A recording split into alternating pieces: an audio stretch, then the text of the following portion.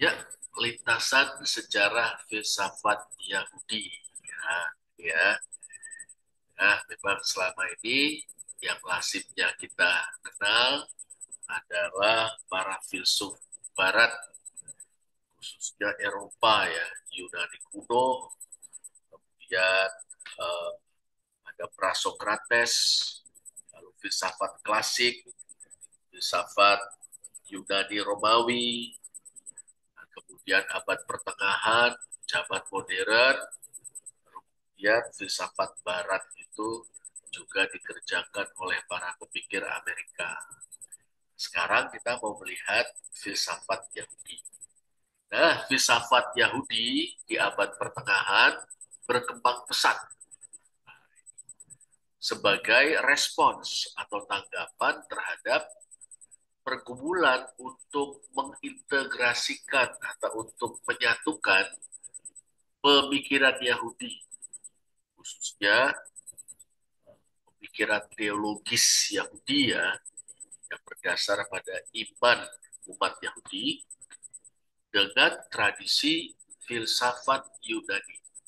Nah, hal yang kurang lebih sama juga terjadi di kalangan Islam, maksudnya para filsuf Islam, juga para filsuf Kristen, ya, upaya menghubungi integrasi antara ajaran agama masing-masing dengan tradisi filsafat Yunani. Nah, kita akan berkenalan dengan beberapa tokoh ya. Yang pertama itu Saadia Gaon. Saadia Gaon ini hidup dalam kurun waktu abad 9 sampai abad ke-10, tahun 882 sampai 942 Masehi. Dia seorang rabi, ya, berarti dia seorang pemuka agama Yahudi. Dia juga filsuf, teolog, dan ekseget atau penafsir kitab suci yang terkemuka. Tentu kitab suci Yahudi yang lazim kita kenal dengan istilah tanah, ya, Taurat, Nevi'im, dan Ketubim, Taurat, nabi-nabi, dan kitab-kitab sastra. Dia seorang ekseget atau seorang penafsir ya kitab sucinya. Saadia adalah salah satu tokoh utama awal ya, salah satu tokoh utama pertama dalam filsafat Yahudi. Dia terkenal karena karyanya, ini Sefer Hagaon. Kita tahu, kita belajar bahasa Ibrani, Sefer artinya kitab. Ya, saat dia Gaon menulis kitab berjudul Sefer Hagaon atau kitab tentang kepercayaan dan pendapat. Jadi kalau harafiah, Sefer Hagaon itu artinya The Book of Gaon ya, kitabnya saat dia Gaon ya. Nah, saat dia Gaon ini membela Yudaisme terhadap sistem-sistem filosofis dan teologis, khususnya sistem-sistem para filsuf Islam awal. Di pekan depan kita akan coba berkenalan dengan para filsuf Islam ya. Nah, saat dia Gaon ini menekankan kesesuaian rasio dan iman. Ya, iman dan rasio atau rasio dan iman menurut saat dia Gaon tidak bertentangan, sesuai, sejalan. Itu saat dia Gaon. Ada berikutnya Solomon ibn Gabirol. Ya, Solomon ibn Gabirol ya, bacanya ibn itu ibn ya. Solomon ibn Gabirol yang hidup tahun 1021 sampai 1058. Nah, dalam atau di lingkungan para uh, filsuf Eropa, para filsuf berbahasa Latin, ya, dia dikenal dengan nama Avicebron, ya, Avicebron. Ya. Solomon ibn Gabirol dikenal di Eropa yang berbahasa Latin, ya, para filsuf Eropa, filsuf Barat Eropa itu sebagai Avicebron. Nanti juga kita akan berkenalan dengan filsuf Islam Ibn Rus yang dikenal sebagai Averroes di Barat. juga Ibn Sina yang dikenal sebagai Avicenna. Nah, sedangkan Ibn Gabirol dikenal sebagai Avicebron. Nah, dia seorang penyair dan filsuf yang sebagian besar pemikirannya dipengaruhi oleh Neoplatonisme. Neoplatonisme itu suatu aliran filsafat yang muncul di abad ketiga, ya, yang memadukan beberapa unsur ajaran Plato dengan macam-macam ya, dengan cara berpikir dari timur, dari Persia, dari India. Nah, karya filosofisnya ditulis dalam bahasa Latin Fuente de la Vida. Fuente de la Vida, sumber kehidupan. Ya, Fuente de la Vida. Bahasa Spanyol ya mungkin ya, Fuente de la Vida. Membahas kosmologi, natur Allah, dan jiwa. Yang membicarakan tentang semesta, tentang hakikat atau sifat dasar atau natur Allah, dan membahas tentang jiwa. Ia menyajikan sebuah sintesis perpaduan teologi Yahudi dan ide-ide filosofis. Kita tahu memang Neoplatonisme itu sangat berpengaruh di antara para filsuf, bukan hanya Yahudi, Islam, tapi juga Kristen. Ya, itu tadi Solomon Ibn Gabirol. Ya, sekarang Moses Maimonides ini mungkin yang paling terkenal. Ya, di kalangan Islam disebut Musa bin Maimun. Kalau di Islam ya, di kalangan Islam dikenal dengan sebutan Musa, Musa ibn Maimun. Nah, ini Moses Maimonides yang hidup dalam kurun waktu 1135 sampai 1204 Masehi. Dia salah seorang filsuf Yahudi yang paling berpengaruh. Dikenal juga dengan nama Rambam. Banyak penulis tentang hukum, etika, dan filsafat Yahudi. Karya utamanya berjudul More Nebuchim. More Nebuchim. Lucu juga ya judulnya ya, panduan bagi orang bingung. Artinya orang yang bergumul ya, perihal bagaimana menghubungkan antara filsafat dengan iman keyahudian. Nah, dalam More Nebuchim itu, Moses Maimonides berupaya untuk mendamaikan filsafat Aristoteles dengan teologi Yahudi. Nah, kita juga ingat di kalangan filsafat Kristen, filsuf Kristen ya, misalnya Thomas Aquinas ya memadukan pemikiran Aristotelian dengan iman Kristen. Nanti di kalangan Islam juga ada. Nah, memang Aristotelianisme, Platonisme, Neoplatonisme itu banyak mempengaruhi para filsuf baik itu Yahudi, Islam maupun Kristen. Nah, Moses Maimonides itu berargumen ya untuk betapa pentingnya penggunaan rasio dalam memahami Allah. Nah, harus pakai rasio, pakai akal sehat, nalar dalam memahami Allah. Dia juga menekankan pentingnya pencarian intelektual, ya, intellectual inquiry dalam agama. Jadi tidak diharapkan berpikir secara mendalam, bahkan berpikir kritis, mempertanyakan banyak hal dalam beragama, justru untuk memperdalam pemahaman kita, memperluas pengetahuan kita, dan pada gilirannya memperteguh iman kita dan memampukan kita untuk berdialog dengan orang lain yang memiliki kepercayaan yang berbeda. Menarik sekali, ada Moses Maimonides, lalu Bahya Ibn Pakuda, ini abad ke-11, belum tahu persis tahunnya ya. Bahya Ibn Pakuda, dikenal karena karyanya Khafat Halafafot. Wah, ingat dalam bahasa Ibrani, kalau teman-teman sudah belajar, hati dalam bahasa Ibrani, lev atau levaf. Ya, itu ya. Ini karyanya Bahya Ibn Pakuda, Khafat Halafafot, kewajiban-kewajiban hati. Fokus pada etika dan spiritualitas. Ibn Pakuda memandang penting sekali mengembangkan iman yang batiniah, ya, yang ada dalam diri kita, hati kita, untuk melengkapi praktek keagamaan yang lahiriah, ya, ritual misalnya, atau melakukan kewajiban-kewajiban agama. Tapi jangan lupa, jangan abaikan, ya, aspek batiniah dari agama. Aspek lahiriahnya dilakukan, aspek batiniahnya juga diperhatikan. Karena beragama tidak hanya aspek lahiriah, tapi juga aspek batiniah. Ini dia. Ya.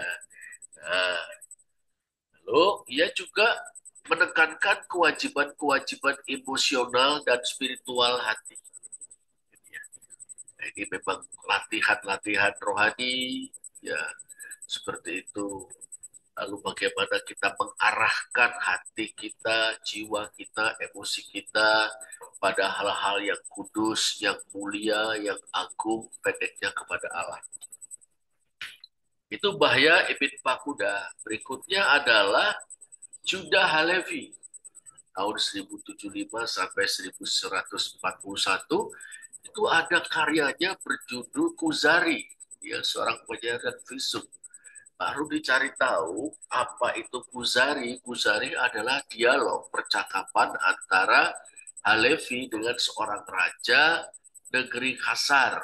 Ya, negeri Khazar, negeri Khazar itu sebuah negeri di Asia Tengah, ya, itu dia.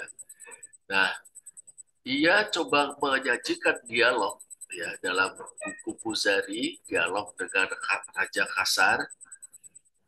Dia berupaya mendamaikan Yudaisme, itu dia membela Yudaisme, maaf, dia membela Yudaisme terhadap filsafat-filsafat keagamaan yang lain. Ini dia, ya. Dia menekankan kualitas-kualitas yang unik yang dimiliki oleh orang Yahudi. Ini ya, yang didasarkan pada keyakinan bahwa orang Yahudi adalah umat pilihan Allah. Dia menekankan pentingnya mengalami Allah, baik melalui rasio maupun tradisi. Tradisi menyimpan kekayaan pengalaman akan Allah, ya, direkam dalam tradisi, diturun alihkan oleh komunitas iman atau di dalam komunitas iman, itu berharga. Tapi tidak kalah berharganya adalah rasio yang menalar, yang berpikir, ya, tentang Allah. Lalu ada Abraham ibn Daud yang hidup dalam kurun waktu 1110 sampai 1180. Dia seorang filsuf, sejarawan, dan ahli astronomi. Yang menulis Sefer Hakabala, Sefer kitab, ya, Hakabala, tradisi, kitab tradisi. Yang membahas sejarah Yahudi dan hubungan filsafat dengan pemikiran rasional. Wah, ini ya. Mestinya filsafat itu sendiri merupakan pemikiran rasional, ya. Dia berusaha membela Yudaisme dengan menggunakan perangkat filsafat. Filsafat sebagai alat untuk membela Yudaisme. Ia dipengaruhi oleh ide-ide Maimonides. Itu sangat berpengaruh, ya, betapa pentingnya rasio sebagai alat untuk berfilsafat. Nah, para filsuf Yahudi itu memang menggumuli berbagai hal dari aspek-aspek filosofis, ya, hubungan antara iman dan rasio misalnya, ya, the relationship between faith and reason, ya, hubungan antara iman dan rasio. Maimonides misalnya bergulat dengan ketegangan antara pemikiran rasional dan kepercayaan keagamaan. Apakah kalau orang itu rasional dia tidak bisa beriman? Apakah orang yang beriman tidak bisa berpikir rasional? Orang seperti Moses Monedes mengatakan bisa dua-duanya. Orang beriman bisa cerdas bernalar atau menggunakan rasio. Orang yang rasional juga bisa menjadi orang yang sungguh-sungguh beriman. Nah, para filsuf Yahudi berusaha mendemonstrasikan bahwa iman dapat didasarkan pada rasio. Ya, kemasuk akalan eksistensi Allah, kemasuk akalan natur atau hakikat Allah, kemasuk akalan keberadaan jiwa manusia, kemasukakalan tentang dunia yang memiliki tujuan. Natur Allah juga menjadi pokok bahasan para filsuf Yahudi. Mereka coba mengeksplorasi, ya, menggali, menalar tentang kualitas-kualitas Allah, kualitas-kualitas yang ada dalam diri Allah, sifat dasar atau natur Allah. Dan itu mereka tidak jarang menggunakan ide-ide Aristotelian dan Neoplatonis. Aristotelian atau Aristoteles mengajarkan Allah sebagai unmoved mover, penggerak yang tidak tergerak dan tidak bergerak. Neoplatonisme itu mengajarkan Allah sebagai sosok ilahi yang sempurna, yang tak terhampiri, yang menghubungkan dirinya dengan dunia melalui sosok-sosok ilahi yang mengemanasi atau mengalir keluar dari dalam dirinya. Nah, ini menarik nih, tentu pemikiran para filsuf Yahudi yang menggunakan ide-ide Aristotelian dan Neoplatonik. Kan, ya, konsep-konsep persatuan, the unity of God, Allah itu esa. Kita tahu Maimonides itu memahami Ulangan 6 ayat 4, ya, sebagai ayat yang bertentangan dengan ajaran Kristen tentang ketritunggalan Allah. Kalau teman-teman ingat orang Israel, Allah itu, Tuhan itu Allah kita, Tuhan itu esa. Nah, menurut Maimonides itu merupakan bantahan terhadap ajaran Kristen tentang Allah Tritunggal. Tuhan itu Allah kita, Tuhan itu esa. Nah, dalam hal ini kata-kata Shema Yisrael, Adonai Echad, Bredes, Echad itu ya sudah satu tunggal, tiada yang lain. Nah, dalam hal ini kita berbeda dengan Maimonides. Kita tidak menyangkal bahwa tiada ilah lain kecuali Allah yang hidup dan benar. Tetapi dalam diri Allah yang hidup dan benar itu kita yakin ada kejamakan. Sang Bapa senantiasa bersama dengan firman dan rohnya. Dan para filsuf Yahudi ya Allah satu, ya tiada yang lain. Dia saja dan tidak ada kejamakan di dalam diri. Ya juga tentang incorporeality, ya bahwa Allah itu tidak bertubuh, dia tidak memiliki tubuh. Dan ajaran tentang transendensi, ya bahwa Allah ini. Para filsuf Yahudi juga bergumul dengan etika dan moralitas. Misalnya Bahya Ibn Pakuda serta Moses Maimonides menekankan nilai penting dari perilaku etis. Ya, perilaku moral. Orang harus bermoral, harus berperilaku etis. Jangannya apalagi mencelakakan sesama. Nah, mereka mengeksplorasi, ya, mengembangkan pemikiran bagaimana hukum Yahudi, halakoh, yang dasarnya tentu ada dalam Alkitab, 10 firman sebagai yang paling pokok, ya, lalu dikembangkan nanti di dalam perjanjian lama, bahkan dalam Talmud orang Yahudi. Nah, gimana halakoh ini ya bisa dihubungkan dengan filsafat moral. Nah, filsafat moral itu ada banyak alirannya, ya, termasuk ada epikurianisme, termasuk ada hedonisme, ya, dan sebagainya. Nah, orang-orang atau para filsuf Yahudi ini sangat menjunjung tinggi intelektualitas. Ya, gak heran juga ya kalau zaman sekarang begitu banyak orang Yahudi pintar-pintar, karena dalam tradisinya ada suatu penghargaan yang sangat besar terhadap intelektualitas.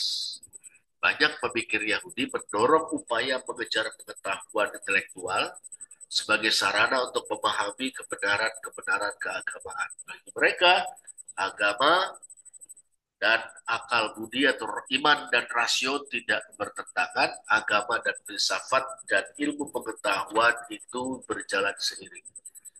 Nah, ini mereka mendorong, yuk kejar pengetahuan intelektual, raihlah, ya. Mereka menyeimbangkan aspek-aspek emosional dari iman dengan penyelidikan rasional, tidak mengabaikan aspek-aspek emosional. Artinya apa ya? Nah, ini menarik kalau kita bandingkan dengan sejarah Protestantisme, yang khususnya Protestantisme Reform dan turunannya, yaitu Anabaptisme. Ya, mereka bagaimana pada zaman di abad 16 itu, tahun 1522, Protestantisme yang berkembang di Swiss itu, ya, menolak sama sekali penggunaan gambar-gambar, ikon-ikon, patung-patung gitu kan. Gereja-gereja reformasi, reform maupun Anabaptis itu kosong, hanya ada di sana mimbar untuk berkhotbah, kursi-kursi untuk jemaat duduk. Tapi ornamen-ornamen, hiasan-hiasan ya yang memiliki makna dan menolong orang untuk datang kepada Tuhan dalam ibadah semua dihancurkan. Tapi belakangan Protestantisme menyadari betapa kita tidak cukup hanya dengar firman atau baca Alkitab, yang berarti penggunaan intelektual kita harus diimbangi juga dengan penggunaan simbol-simbol dalam menghayati iman Kristen. Nah, ini. Maka misalnya saja di sejumlah gereja Protestan di Indonesia, orang sudah bisa mengadopsi masa prapaskah yang diawali dengan Rabu Abu, termasuk misalnya GKI, GKMI ya. Jadi coba menyeimbangkan aspek-aspek rasa ya dari iman dengan aspek rasionalnya. Sebagai penutup, para filsuf Yahudi di abad pertengahan telah memberikan sumbangan yang sangat penting yang membentuk diskursus atau diskusi filosofis di zaman mereka, bahkan mempengaruhi pemikiran filosofis di kemudian hari, baik dalam tradisi Yahudi maupun tradisi-tradisi yang lebih luas. Karya-karya mereka sering ditujukan untuk mengharmoniskan, menyelaraskan teologi Yahudi dengan ide-ide filosofis yang lama, khususnya ide-ide Aristoteles dan Neoplatonisme yang bermuara pada suatu warisan intelektual yang kaya dan dinamis. Nah inilah ya perkenalan kita dengan filsafat dengan Saadia Gaon, dengan Solomon ibn Gabirol, dengan Moses Maimonides, dengan Mahya ibn Mahuda, dengan Judah Halevi, dengan Abraham ibn Daud. Inilah perkenalan kita dengan filsafat Yahudi abad pertengahan.